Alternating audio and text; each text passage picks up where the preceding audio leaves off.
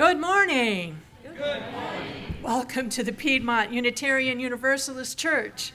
Piedmont UU sits on the traditional lands of the Catawba, the Kiowa, and Sugaree people. My name is Cosette Blackmer, and I will be the worship assistant this morning for Reverend Dr. Amy Rio. We are a flourishing, vibrant, and radically welcoming congregation which promotes diversity, inclusion, and social justice. We provide a safe haven for creative intellectual growth, spiritual development, and a deep sense of community for all who join us. We hope our liberal religious values will challenge you to join us as a community that lives boldly and acts justly. To all our visitors and members, we are glad you are here in person or online. And we hope to see you again. Your presence is a gift to us. We have a few announcements this Sunday. Our CUPS group, Covenant of Unitarian Universalist Pagans, will have a Beltane or May Day observance today at 2 p.m. here at the University Gathering. Everyone is welcome to join us.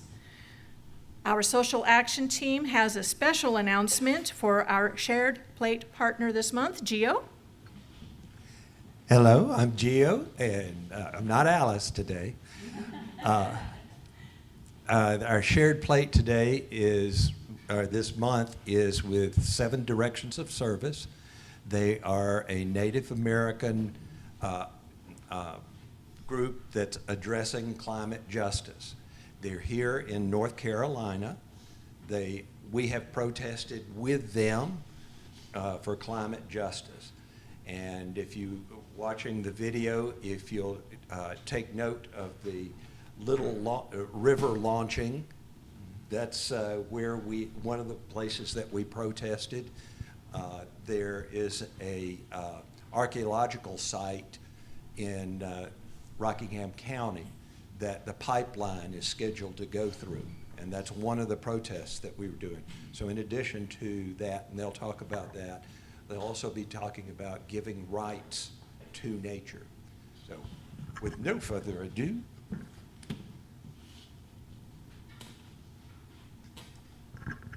and I'll apologize for the sound. You'll have to listen to my voice. Reverend Amy taught me this morning how to read words at the bottom of the screen. And I'm going to skip that. It means water is alive in their language. Our ancestors understood our traditional ways of life and how we connected to each other through water bodies. Even our bodies are more than 60% water. Without clean water, we will not survive. We have to do everything we can to protect our rivers and watersheds, and the human and the natural communities that depend on them. That's why 7 Directions of Service is advocating for legal rights of nature laws here in North Carolina and our watersheds. Rights of nature laws are a new kind of conservation law rooted in indigenous values. They strengthen the environment and community protections by raising the status of nature from mere property to a rights-bearing entity like a person. Rights of nature laws recognize rivers and ecosystems and having the legally enforced rights to exist and be free from pollution. Through rights of nature laws, community members are authorized to enforce these rights through legal action, such as filing lawsuits and appealing permits. If damages occur, then rights of nature would give ecosystems the river system's restoration. This is one of the protests. Current system of law is in our ancient way of relating to our environment. Since time immemorial, indigenous people have treated the natural world as kin. For us, animals and rivers are our relatives. The Rights of Nature's movement applies this life-honoring perspective to a Western legal framework. 12 countries including over 36 cities, towns, and counties, and tribal nations across the United States have adopted rights of nature laws and policies. In 2008, Ecuador became the first country to implement the rights of nature to its natural constitution. Since that time, it has used the laws to defend from extractive corporations over 60 times. In 2010, fracking project was proposed within the city limits of Pittsburgh, Pennsylvania, that would have polluted the water supply. To prevent it, the city adopted rights of nature laws, enabling residents to sue to protect the waters that flow through the city. The city adopted rights of nature into Pittsburgh Municipal Code, enabling residents to sue to protect the rights of 3 rivers that flow through the city. Orange County, Florida is home to 1.5 million residents. In 2022, they adopted a law recognizing the rights of rivers in the county through a referendum with 89% bipartisan voter support.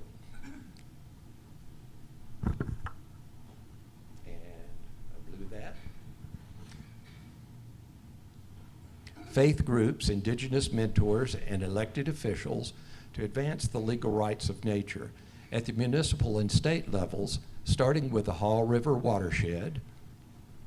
The Haw River is the largest body of water threatened by the proposed Mountain Valley Pipeline Southgate extension, and achieving rights of nature for the Haw River can help prevent the project and protect people and natural waterways that are part of the watershed into the future.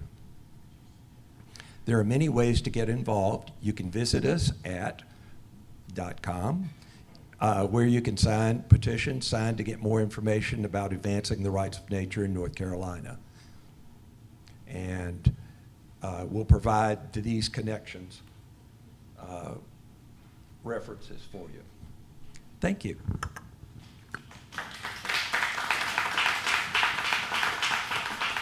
Thank you, Gio. And just an aside here, I really appreciate our shared plate project, and I'm really proud that we have such wonderful communities that we can share our plate with. For other important information about our vibrant community, please see your order of service, or if you are on our email list, please check our monthly newsletter and weekly announcements. Whatever brought you to this place at this hour, we welcome you. May you find something that you need, and may you leave richer in spirit than when you arrived.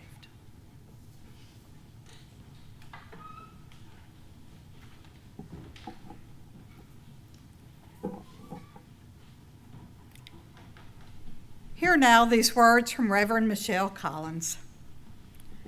We light this chalice, a spark in the darkness, kindling the embers of imagination within us. May its flame ignite wonder, fuel dreams of justice, and illuminate the path toward what can be. Please join me in singing the words to lighting our chalice, the symbol of our faith.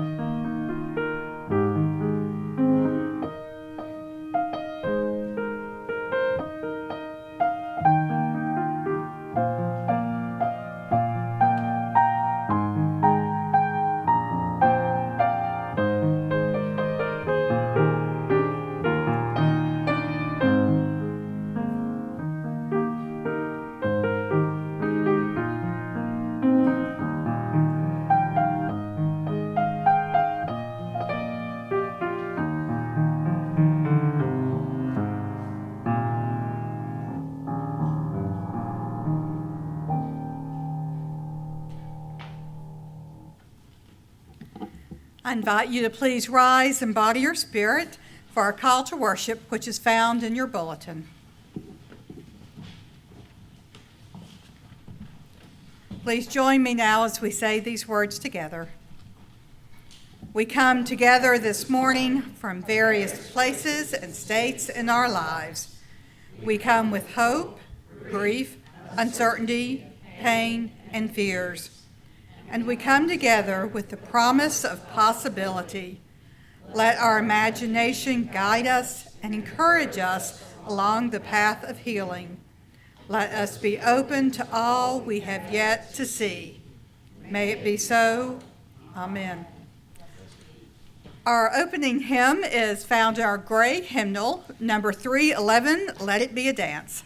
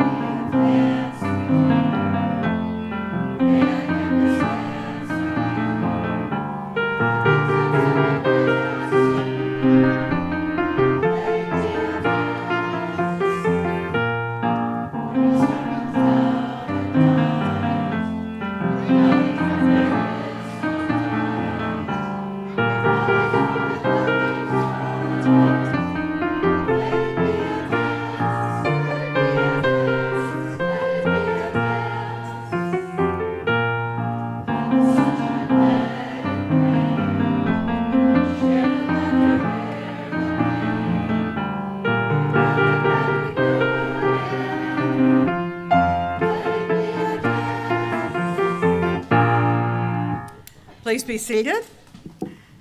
And we invite any of our young ones to come forth for our time with Miss Madia for all ages. So, Good morning.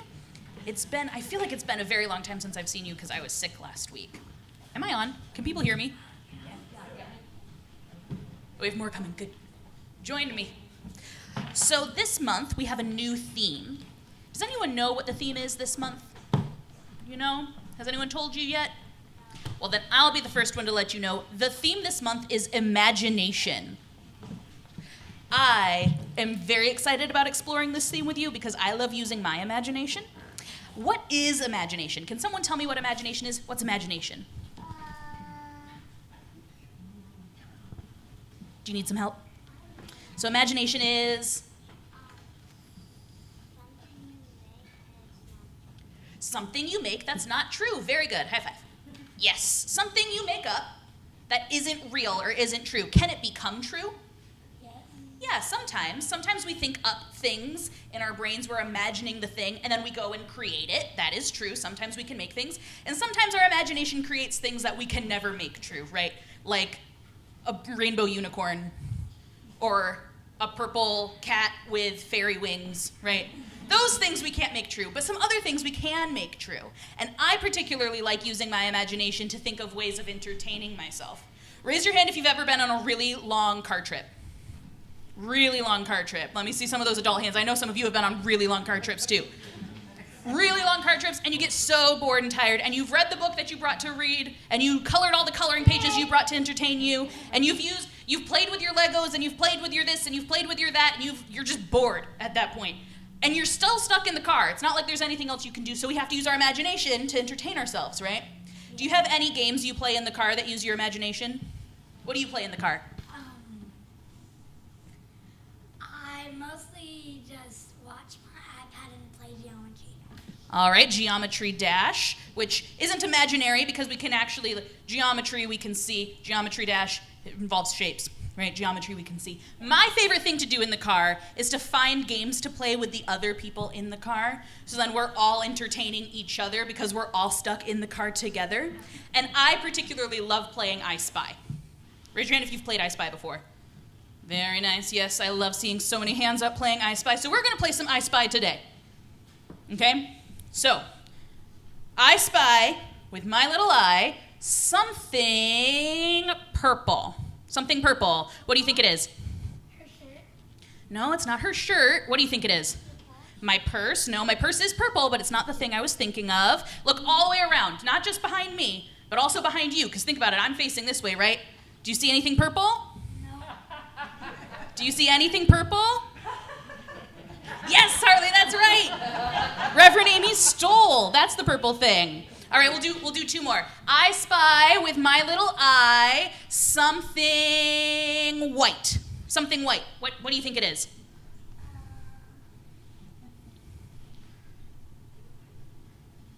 Your socks? No, not quite. Those are white, though. What do you think it is? The walls? No. Something else. Look behind you. Something over here on this side of the room. What do you think it is? Yes, the projector. All right, last one. I spy with my little eye something striped. Striped. What do you think it is? His shirt. No. Yes, it is his shirt. Give me a high five, Harley. You got two of them. 2 out of 3. Yes. All right, so now some of us are going to go back to the nursery where we always use our imaginations. Imagination is abundant in that nursery, so some of us are going to go back there and explore our imaginations in there. And the older children are going to come with me and Miss Robin, and we're going to go to the RE room and talk more about imagination. So let's go.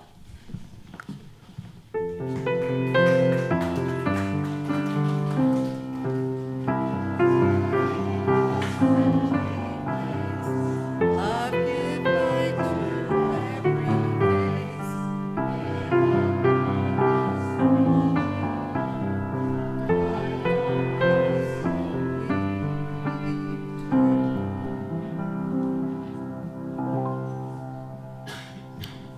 I'll say that nursery is a great place of imagination. I was hanging out in the nursery, helping out a little bit during our auction.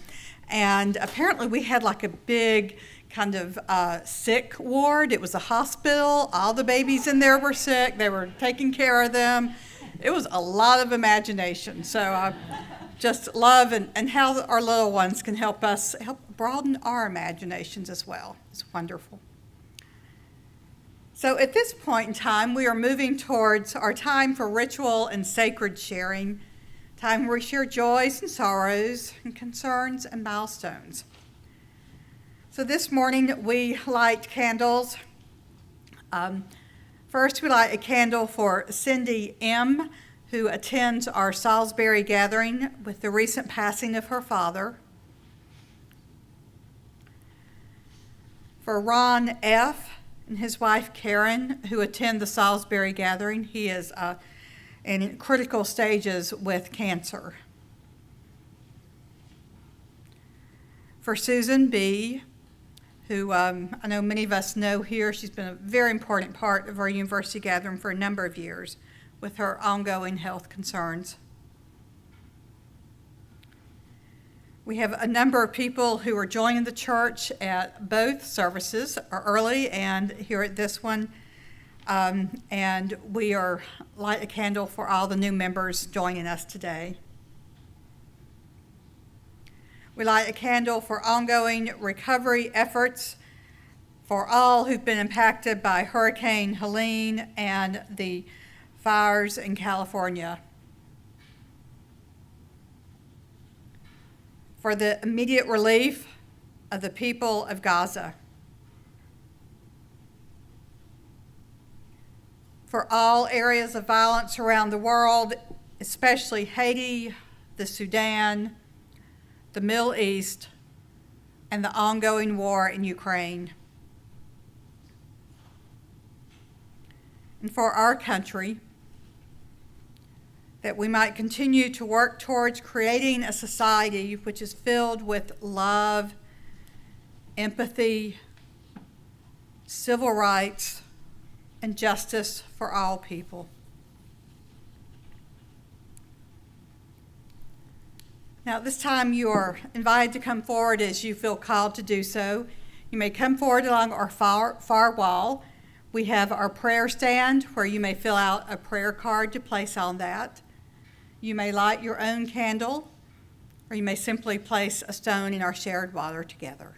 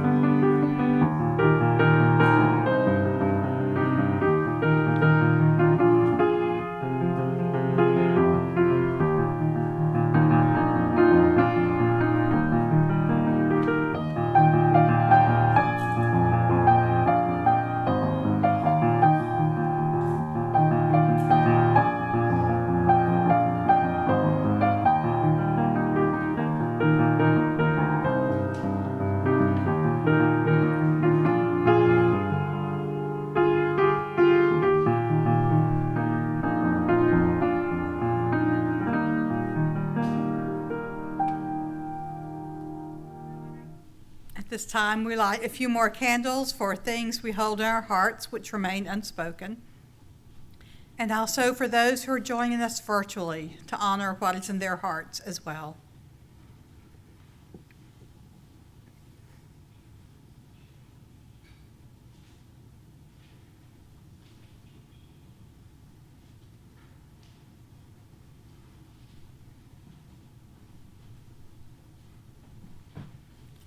I invite us now for a time of quiet rest, meditation, or prayer. I will sound the singing bowl as our silence begins, and I invite you simply to be more fully in your seat. And as you breathe in and out deeply, to invite into your being what it is that you need this morning.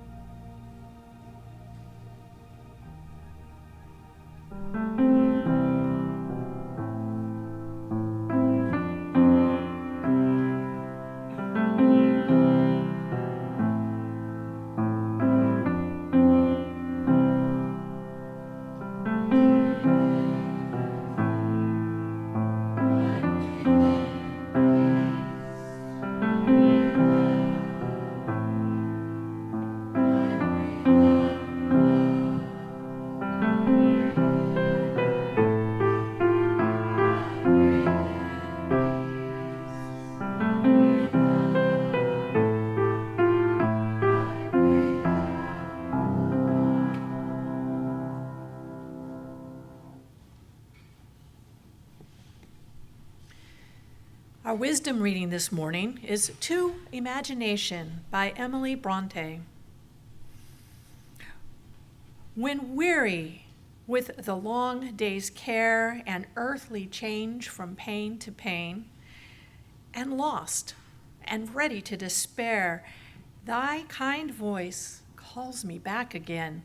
O my true friend, I am not lone, while thou canst speak with such a tone. So hopeless is the world without, the world within I doubly prize. Thy world where guile and hate and doubt and cold suspicion never rise, where thou and I and liberty have undisputed sovereignty. What matters it that all around danger and grief and darkness lie, if but within our bosoms bound we hold a bright, unsullied sky, warm with 10,000 mingled rays of sun that know no winter days? Reason indeed may oft complain for nature's sad reality, and tell the suffering of heart, how vain its cherished dreams must always be. And truth may rudely trample down the flowers of fancy newly blown. But thou art ever there to bring the hovering visions back and breathe new glories o'er the blighted spring, and call a lovelier life from death, and whisper with a voice divine of real worlds as bright as thine.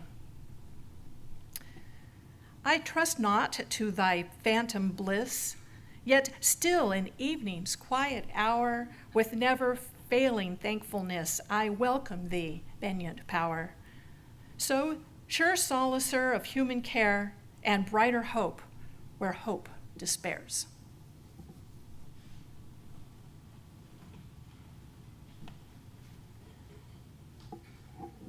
Thank you, Gazette.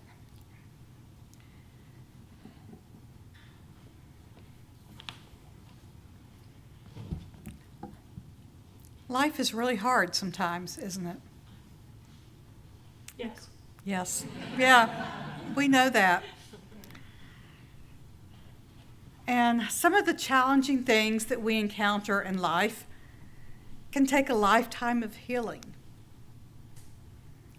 Now, even smaller things which are painful need space and time to heal.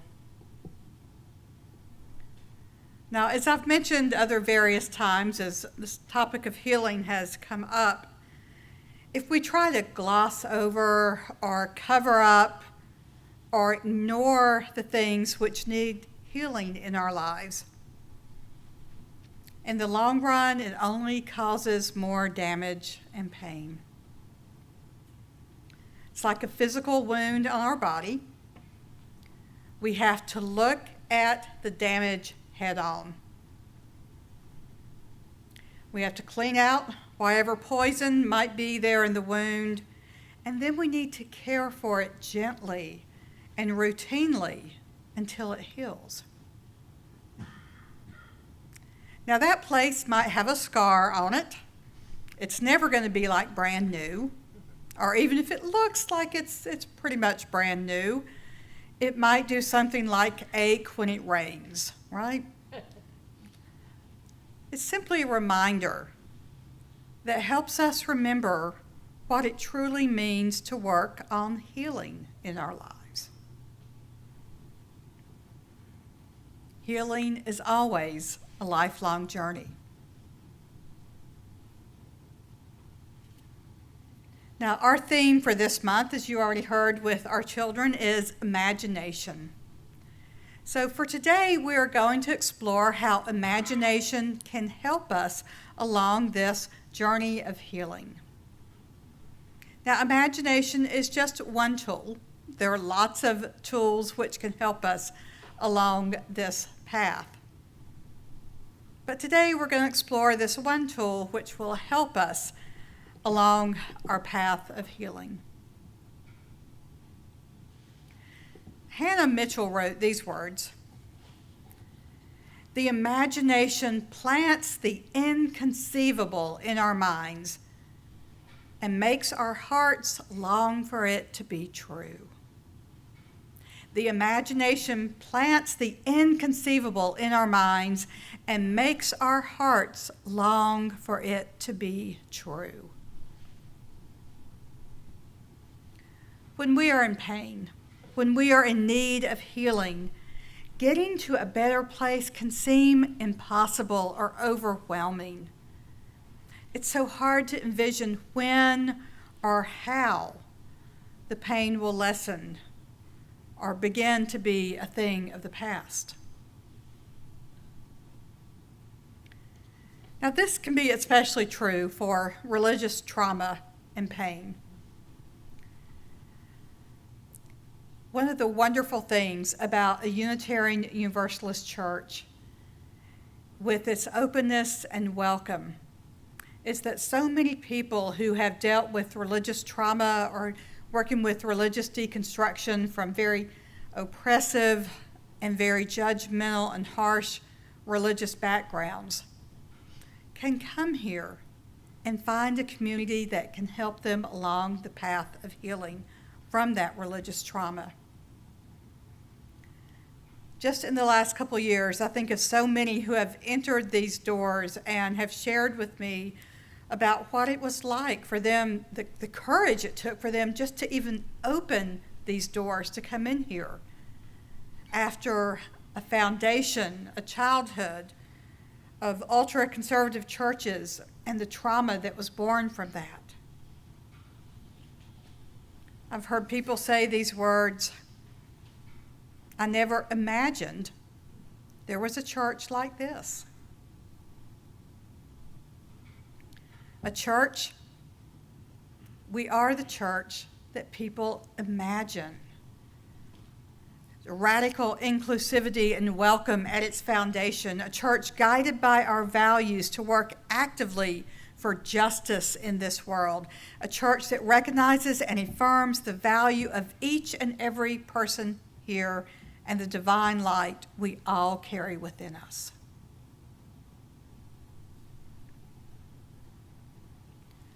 Imagination allows us to envision something better.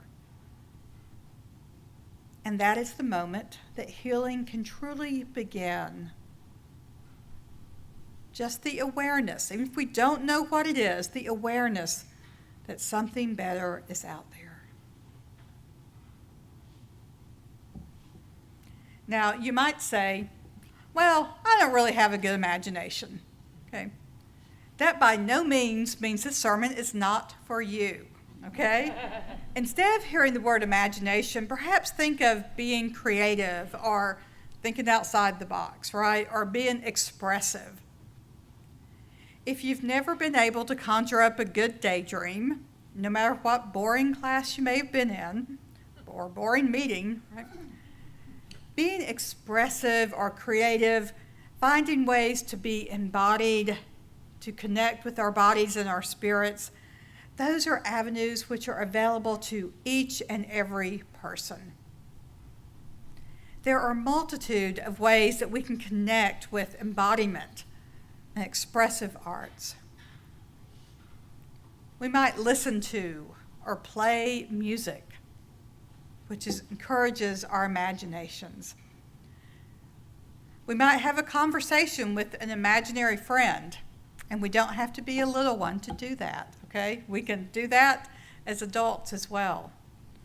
Or we might have a conversation with an unknown ancestor, someone that's responsible for the fact that we are here today, someone who is behind us and watching over our shoulder and can help inspire us. We might use sounds from nature or drums or bells, things that we will do in our cups ritual this afternoon. We might work with images like soul collage and see how those images speak to us. And just finding ways to connect with our imagination, it might be something as simple as connecting with story through reading or movies or TV. I think about my beloved Jane Austen stories and how many times they have inspired me when I've had challenges moving beyond the place I was in at that time. Or I think about so many of the wonderful Star Wars legends. And if any of y'all are into that, there's a great new show, Andor Season 2 on Star. Good, I'm glad some people are nodding. Would love to talk with y'all later because I don't have any friends in person watching that show. Ways that these movies, these stories can inspire us, encourage us, help our imaginations dream of something we can't do on our own. Now, if our imaginations seem stunted due to pain, one thing we can remember is that others can have imagination for us.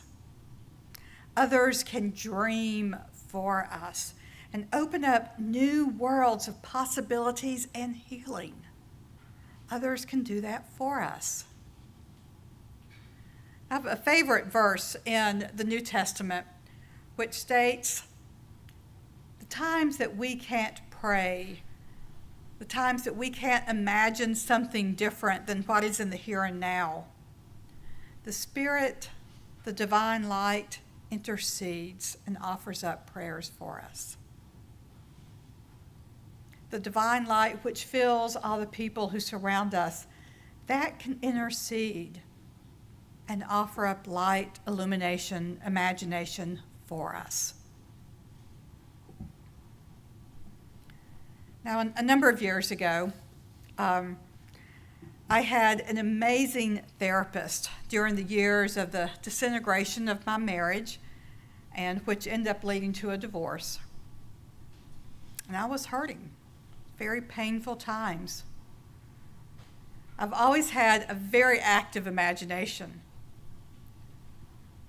but things were so difficult that I could not envision how I could move forward beyond just getting through the day-to-day. How I could move past the deep pain I was feeling and discover healing or hope. So at the end of each session, when I had normally cried through most of a box of tissues, I'm telling you, she was going to Costco all the time to replace all the tissues I kept using, she would always end with leading a guided meditation for me. Her voice, a gentle, calming voice, would guide me to envision something different than my life was.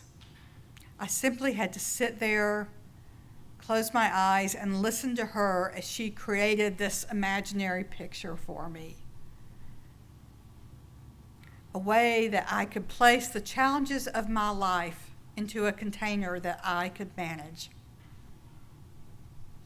She imagined for me because I just simply was not able to do so. I only had to close my eyes and breathe and follow her way. Others can imagine for us. Others can imagine for us. The divine spirit of creation can imagine for us until we are able to start to embrace what the path of healing offers for each and every one of us here. Now I invite you to hear again these opening words, the opening stanza from the wisdom reading by Emily Brontë. Now she is writing to an anthropomorphized figure of imagination, this being which brings healing into her life.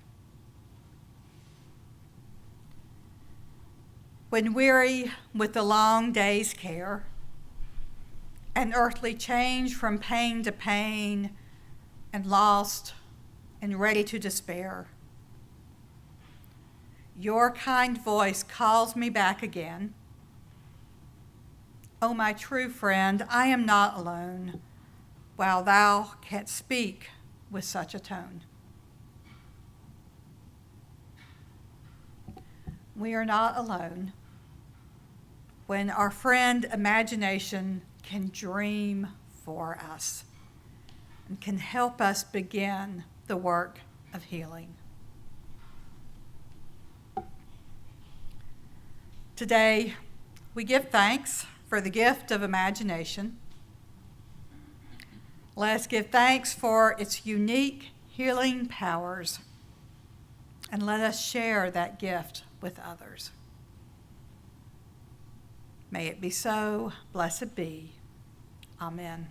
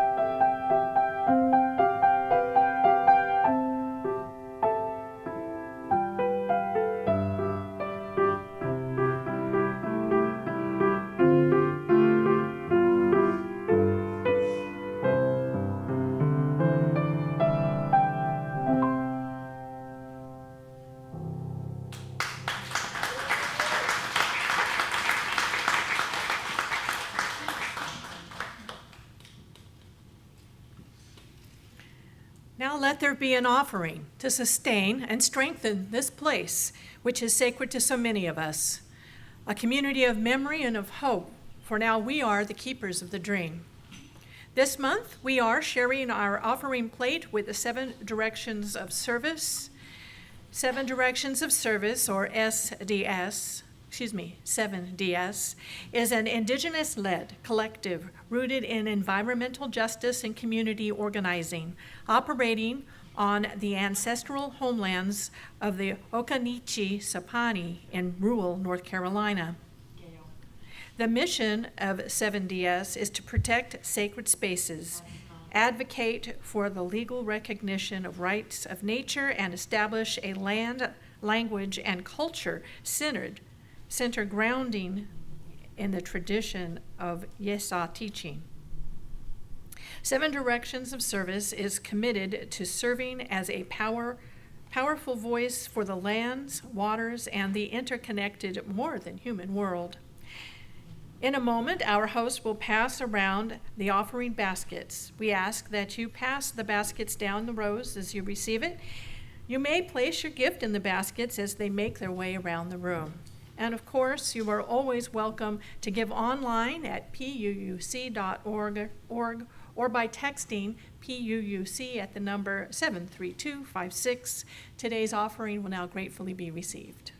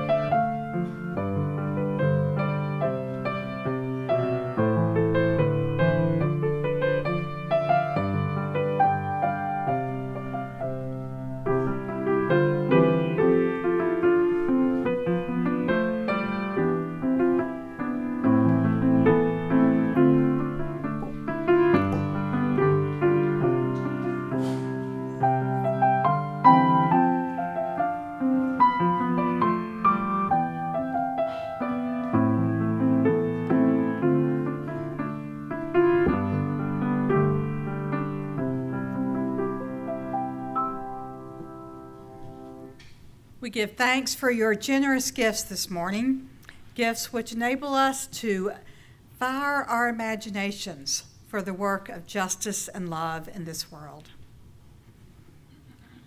I invite you now to please rise and body your spirit for our closing song, number 1068, Rising Green, and it's found in your Till hymnal.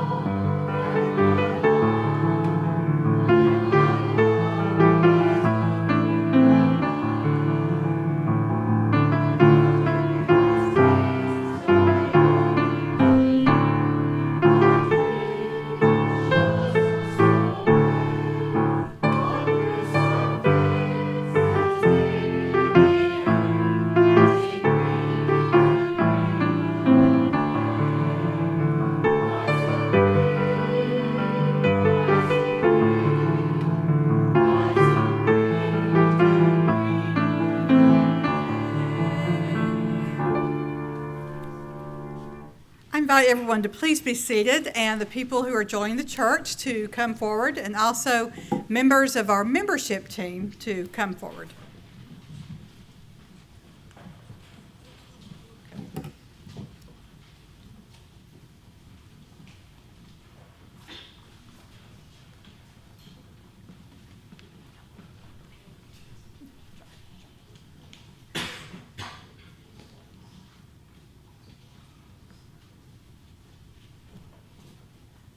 All right, so y'all who are joining, go ahead and stand over here in front of this fern area. Let's get you a little bit closer to me. So, James and Seth. John.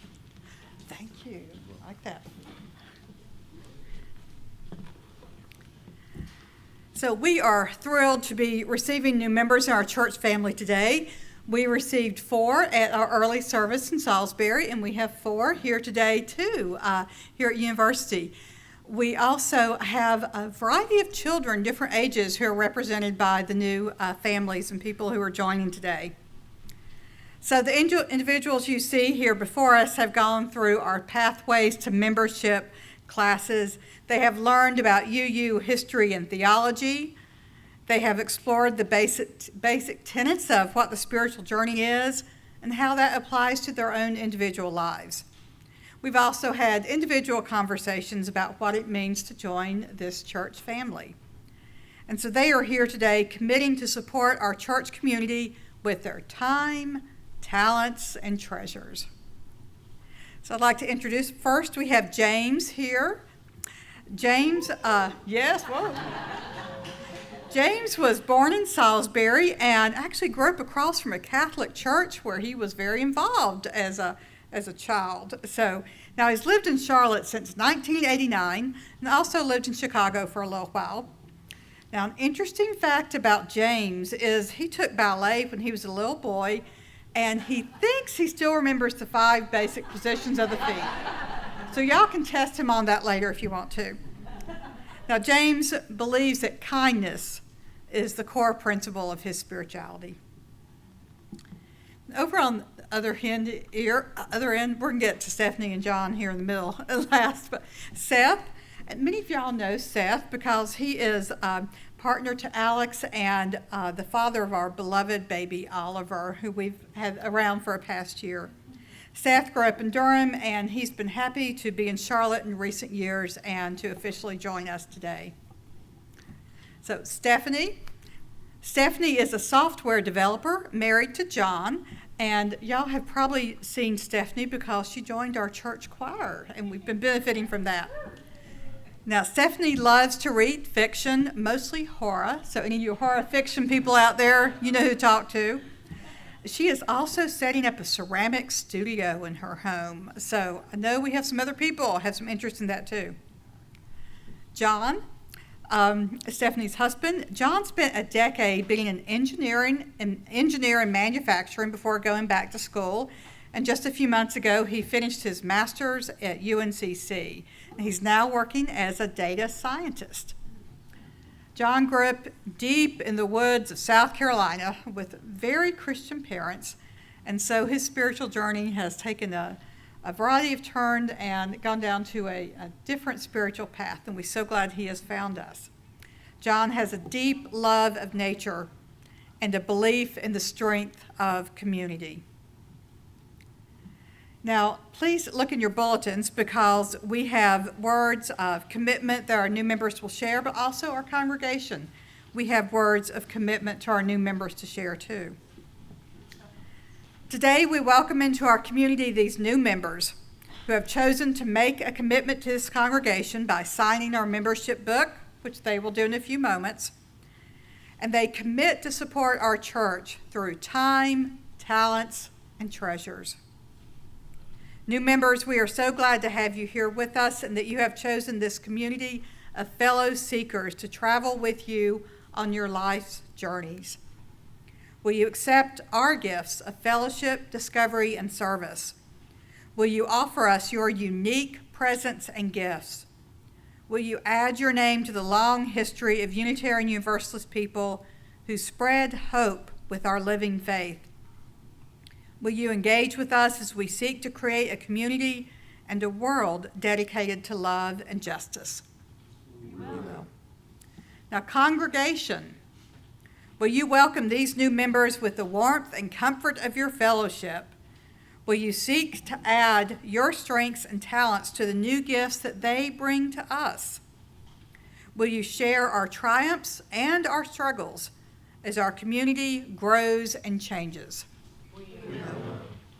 Now let us all say together our covenant of purpose and our covenant of right relations as each one of us here today renews our commitment to our church family.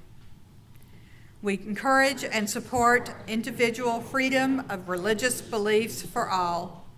We share in the loving ministry each for the other, and thereby provide for our emotional, physical, and spiritual well-being. We are dedicated to providing religious education for our children, which will enhance the positive worth of each child. We will strive towards social responsibility with the purpose of strengthening an individual commitment to self, congregation, and community. We will seek the truth to enlighten and acknowledge human accomplishments and possibilities. Love is the spirit of this church, and service its prayer. We covenant to honor all spiritual paths with hospitality, to assume the best of one another from our highest selves, to dwell together in peace through kindness, and to serve others in compassion, honoring one another as members of Christ's beloved community. Now, our membership team, we have our membership book down by the prayer card, so I invite you to go ahead and sign that and join your names to the other ones who joined us earlier. And our membership team also has many chalices, these little tea light candles, as a gift for each one of you so that you can have your own chalice in your own home to light.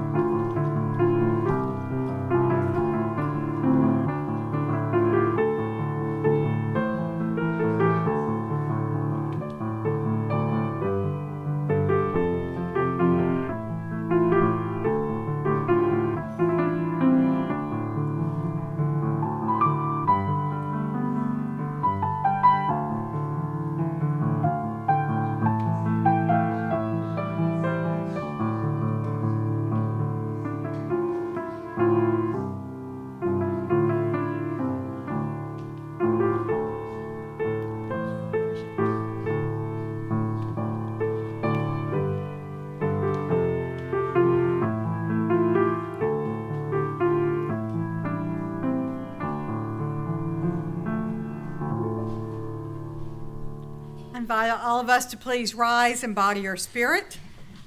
And before we extinguish our chalice, I offer thanks for all the many people who help make our worship service possible each Sunday. And I also ask that before we leave today, if you're able to help take the hymnals back and place them on the cart, that's always a big help. And let's do as we do each Sunday and take a few moments to give thanks, either in our hearts or with words for others to hear, for the many things for which we are grateful today. I'm grateful to have heard that my granddaughter has successfully defended her thesis at Harvard. Yeah. And she already has a job. They're making a new department in the University of Colorado. So she's already hired for that. Wonderful news. So for our online visitors or online viewers, Gail's granddaughter has defended her thesis at Harvard and already has a job at University of Colorado. So we're thrilled. So.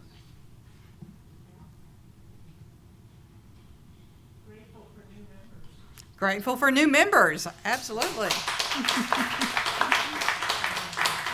for Anne and a beautiful piano playing. Always grateful for Ann, yes. I'm grateful for Carl and Myrna and their Kentucky Derby party last night. Oh, for the Kentucky Derby party, yes. So. Grateful for the rain. Yeah, grateful for the rain, yes.